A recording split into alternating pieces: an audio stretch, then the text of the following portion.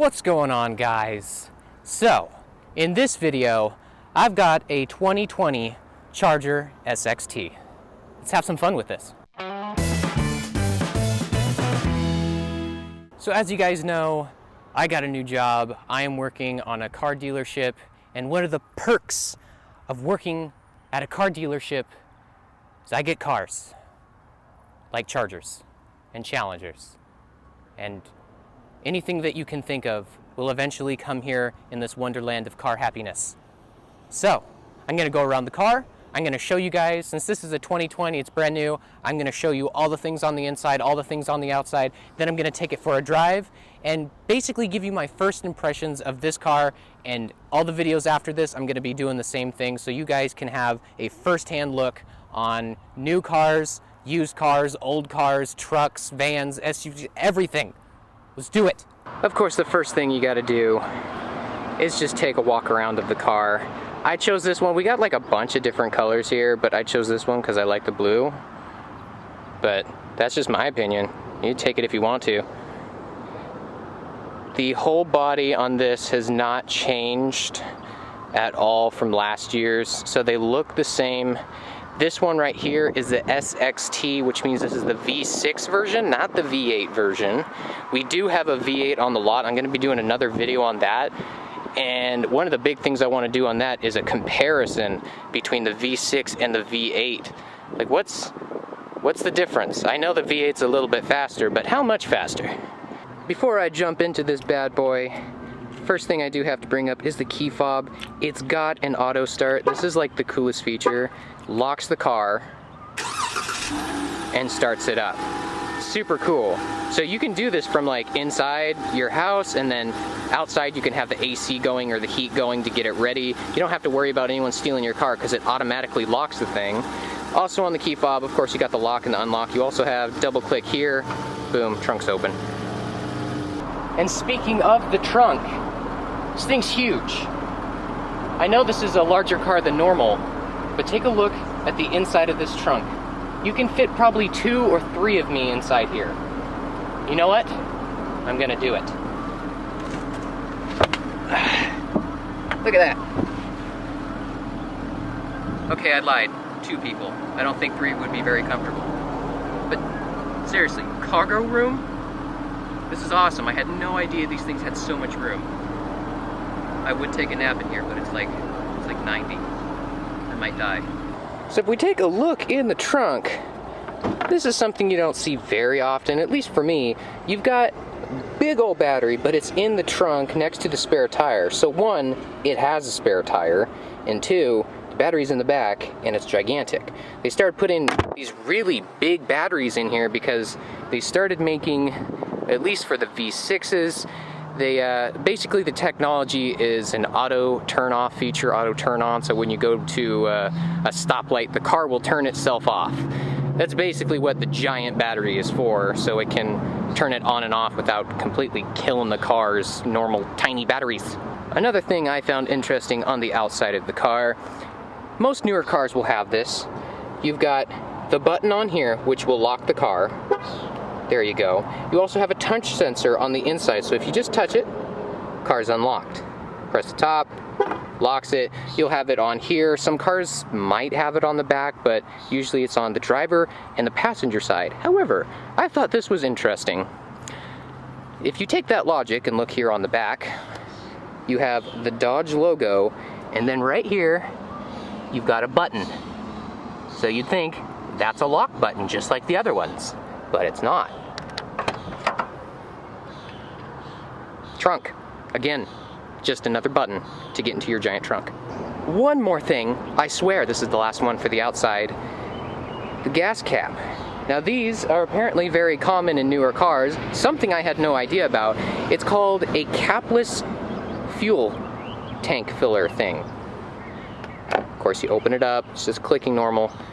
And then you got this. You've got this ring on the outside to cover this, which is basically what you have in most cars, but this is metal.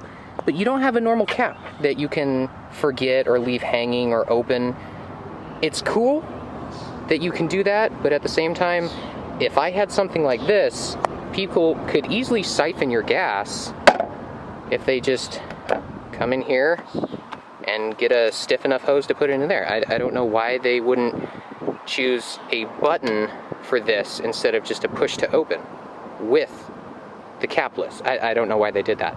And we're gonna take a look under the hood. Like I said, this is the V6 3.6 liter. It's kind of dirty. Probably should have washed this, but you know what? I'm already filming, so leave it at that. You even got a Charger logo right up front, just to let you know. If you didn't know already, it's a Charger. The cool thing about new cars that I don't have, struts. You don't know how much you love struts until you have struts on the hood and you work on your car. It's just so helpful, and until they die. So finally, we are in the inside of the car. We're starting with the back seat. So, it is a big car, and the trunk is gigantic. So, does that correlate to legroom, headroom in the back seats? Yes. This is not provocative. Don't look. So, we have the room. I've got more than enough knee room back here to be comfortable. I don't have anyone sit next to me, so I'm comfortable that way. And headroom, you can't see because there is actually a lip that comes through here. So it looks like my head's going through the ceiling, but it's actually not. If I sit up straight, I've got about yay room. And the window is actually above me. It's not the headliner. If I'm actually gonna sit straight up, the window is above me, not the headliner, which is kind of weird. So sitting here in the back seat, what do we got for creature comforts for this model? Well, you got pockets back here. I mean, that's somewhat standard. You've got electric windows, of course. You've got a cup holder, a little cubby here. You've got dual zone, kind of. You can have a fan for your left and right rear passengers. However, you don't actually have the controls back here. So you're gonna have to ask really nicely for the people up there, please sir, can I have some coldness? Because it's really hot today. You're also gonna have USB. So, this is a modern car, it should have USB. Some of the cars I'm gonna be going over actually have USB-C. I didn't even know that was a thing. But these have 2 USBs, these are only for charging, these are not media. And basically the same thing here for the other seat. There's not really a whole lot to tell besides even more cup holders and an armrest right here in the middle. Now, that does not go through, however, seats do go down. So if we look in here, back seat, you've got the strap, pull it, and that actually goes through. So, this is really good for room if you're carrying, I don't know, lumber. There's so much room. These do not fold flat, but you do have the room on both sides to bring both seats down to haul some ridiculous amount of stuff. And now, we're in the driver's seat. The most important seat because this is probably gonna be your seat. As you can see, there's a bunch of new fun stuff here that you can see through here. Let's go through this all real quick from left to right, shall we? First up, something I thought they got rid of quite a long time ago in older cars. You've got the vent here when closed will connect to this vent, which connects up to here to give you a defrost on your window. I mean, my Insight has this. I've had a few older 90s cars that had this. These things never worked, but of course this is a new car, so they made it work. But they got rid of that for a long time. So over here, you've got your standard buttons. There's nothing really special about this. Auto mirrors for the front, the rear, locking, door locks. A little bit different for the window mirrors. You've got the left button and the right button. Turn it on, hit it once, turn it off, hit it again, then you can move it around for the mirrors on the left and the right. Nothing special there. Of course, no longer are e-brakes a thing. You've got these push on-off ones, so that's a thing. You've also got auto headlights, which is really helpful. I think they should have that in every car. Then you've got your dimmer switches for, you know, your instrument panel and stuff up there. You've got a physical button release for your trunk, so yet another trunk button to open that bad boy up. And of course, you have standard buttons on here. The up, down, left, right, and OK, that's for your little screen up here. Your cruise control, those are all very normal, basic stuff. Call, end call, and voice control. Voice control is quite a lot. I've learned a lot about the Uconnect system in Chrysler, Jeep, Dodge. There's a lot of voice recognition stuff you can do within that. Right down here, again, nothing special here. You've got a traction control off button, which is very accessible. For a car like this, that's a great place to put it. Screen off, that's actually really cool. Not a lot of cars I've seen have that, at least older cars. That's what I'm used to. And then you have the parking assist off. That's when you back up, it's gonna start beeping at you. You can just turn that function off right there. Climate control stuff. And your shifter. This is a shifter that I'm not used to. It's just a standard automatic, but the shape of it is really strange. This button goes in, very standard shifting. You just put it down into drive. If you want to put it into manual, you move it over to the left once it's in drive, and then you can shift down and up. This model is a V6. It does not have flappy paddle shifters. However, the V8 does have that, and we will play around with that in another video. Down here, more cup holders that can be hidden so you can impress people with your lack of cup holders, even though they're in both of the doors. So you've got a really nice, soft center console here. I really don't like the ones that are hard. I don't know why they would ever make them like that, but coins and 12 volt, along with 2 more USB and auxiliary. Really, this car has a ton of room for being a car and not a truck, SUV. This thing is massive. Now I think the only thing left that I think is worth mentioning are these. You've got one there and right above the driver. These are microphones for voice command for your infotainment. I think they could blend it a little bit more, but they're there and you can see them. And sadly for your visors, you've got that as an extension. Sunglass holder. Kinda feels cheap. I don't like it. There's a lot, basically all of them, that are made of plastic, but I don't know, higher trim models just feel less cheap. I don't know how they do it. They're made of the same type of plastic. Maybe they make it thicker, I don't know, but that just feels cheap. And again, when it comes to room, look at this glove compartment. It's huge. You could fit an animal in there. Don't do that, but you could. So, there's only one thing left to do, and that's to drive it. So, let's do that. I've been sitting in here for a while because I want the AC going, because it's freaking hot. Safety first. First things first. Before I actually start driving, my first impressions here is there's a lot of room. And depending on which car you've spent a lot of time in, if it's a sports car, it's got bolstered seats. These do have bolstered seats. However, I feel like they're for a larger audience.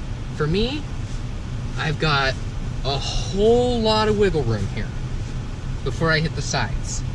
So, if you're a larger person than I am, this would be great for you. If you've tried to fit into like smaller sports cars and they have really, really tight bolstering to keep you in there, maybe it's uncomfortable for you. For me, this is big. So I'm not going to be doing a whole lot of cornering. I'm not going to in the first place, but that is something to note here. Driving position now is totally fine. Steering wheel, I can get that exactly where I want. Mirrors, I can get those exactly where I want. I am, like I said before, I'm 6 foot, so I've got more than enough headroom here. I've got more than enough leg room. You already saw from the back seat that this is already set for 6 foot, so I've got knee room. My knees aren't hitting the dash. My insight, I do hit the dash, the bottom of the steering column. This, I've got a ton of room. It's just a roomy car. You're gonna hear that a lot through this video. It's very roomy. Enough talk, let's get driving on this thing. Now, this is a V6, as I've said before, and it's strange how quiet it actually is. Now, this is a Charger, so it's not slow by any means, because, well, it's a Charger. They're meant to be sporty cars. Now this is the V6, so it's not as fast as the V8. However, it's still got some pep in its step, and we're gonna find that out right quick. And I don't think I'll be able to play with at all the auto stop start feature. This car has 6 miles on it, and every time I try to do it in other cars, even with a few more miles on it, it always says the same thing. You know, either the car's cold, if it's been warmed up, it needs to charge the battery. So that feature is really for cars that are going to be giving you, you're giving it a whole lot more miles, a whole lot more time on it, driving on the road for a prolonged period of times in order to charge that up. So we got halfway throttle right now. It's okay. It's not ridiculously fast, but I have yet to give it the beans. We want the beans. It's making me hungry. I still haven't eaten yet. We got something beautiful coming up on us.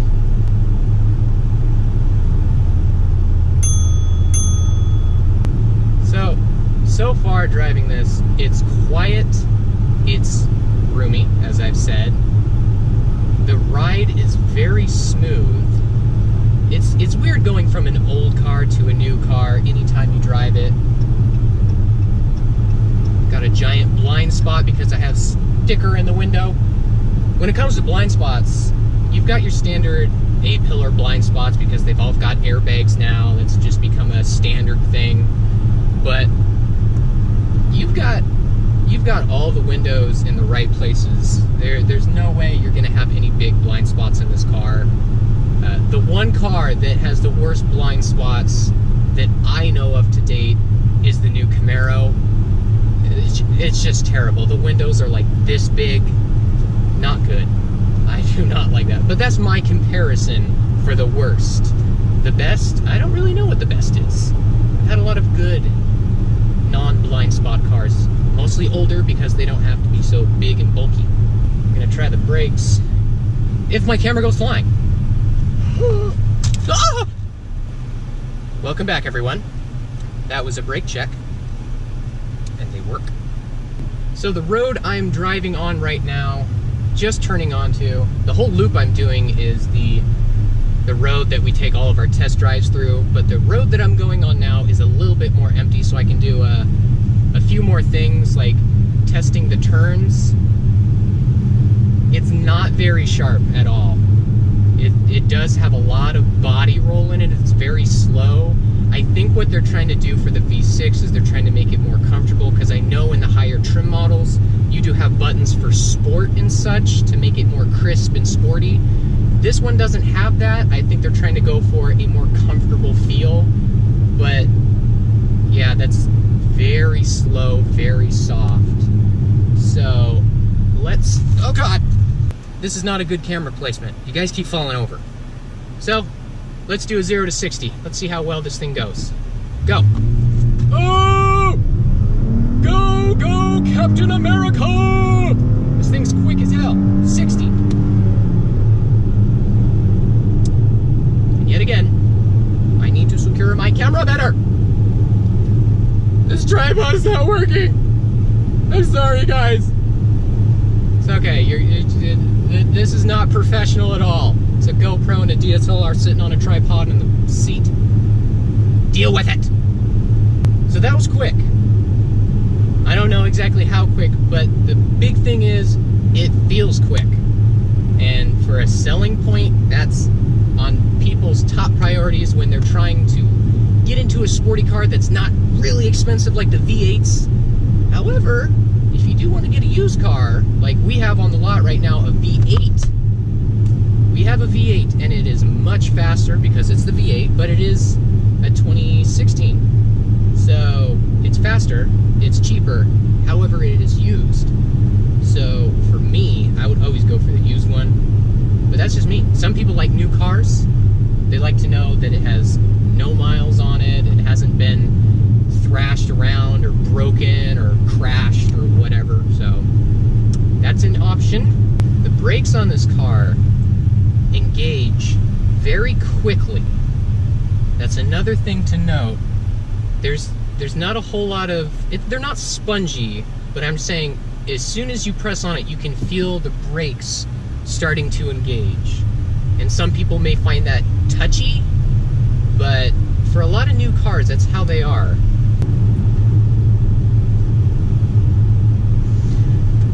Oh, I've got so much room. It's such a comfy car. It's quiet. It's a good touring car. Not gonna lie. If you're gonna be doing a lot of driving, there's nothing wrong with this. It's comfy. So let's talk about the transmission in this thing. It is a V6 paired with an 8-speed automatic. 8-speed. Something, again, new cars I'm not used to. 8-speed automatic transmission, unless you're really stepping on it, you cannot tell when this thing shifts. Because it has so many speeds, it's just 1, 2, 3, 4. You just don't even notice. I've been driving this whole time and I haven't even noticed any shift changes until I did my 0 to 60. Then of course you can feel it and you can hear it. However, when you're just normally driving around town like I am right now, I almost forgot to talk about the transmission because it can't even tell. Silent, but deadly. Now, something I may not have mentioned is behind the steering wheel, you don't have the paddle shifters, but you do have buttons behind the steering wheel. Those buttons are, there goes my camera again. Those buttons are for the volume, the radio, and another note about steering wheel is there's only one stock, which can be a little strange for some people, like myself. I'm always used to 2 stocks, one on the left, one on the right. So on this one, everything is integrated into one stock. And I think the reason why they did that is 2 stocks is going to be a little bit bulky when you have your cruise control right there on the steering wheel. It is kind of counterproductive if you put it there and behind it. That's my opinion. So let's talk about horsepower and torque. For this V6 on the SXT, pretty much all the V6 is going to be the same, but 292 horsepower and 300 foot-pound of torque from a V6. So without actually being in here and feeling how fast this car is when you do gas it, just that horsepower and torque, basically 300, that's pretty dang good for a V6, not gonna lie. Same thing with the Challenger. Challenger is very similar. It does have a V6, and it's surprisingly quick for their V6, because you'd think, the V6 is not the V8, but dang, that's quick. So if you guys like this car, or any other car that I'm gonna be doing reviews on, unless I say otherwise, they're gonna be at my work, and that is here, Lee Chrysler Jeep Dodge and Ram in Wilson, North Carolina. And if you live nearby, come on up here, ask for me. My name's Josh. You should know that already, because you're watching these videos, and you've watched all my other ones, right? Okay. So, you can find me, even if you don't live close by, we can still deliver cars that are sometimes a state away. Don't push it though. But we can deliver to you. You can do all your stuff online. It's become really common with the whole COVID thing. Do your financing and whatnot, get it squared away. We will make sure you get that car. Just buy from me. Me. Get that name tag in there. Yeah, me. Alright, so I'll see you guys in the next video. Probably gonna be doing the V8. Maybe. What do you guys think?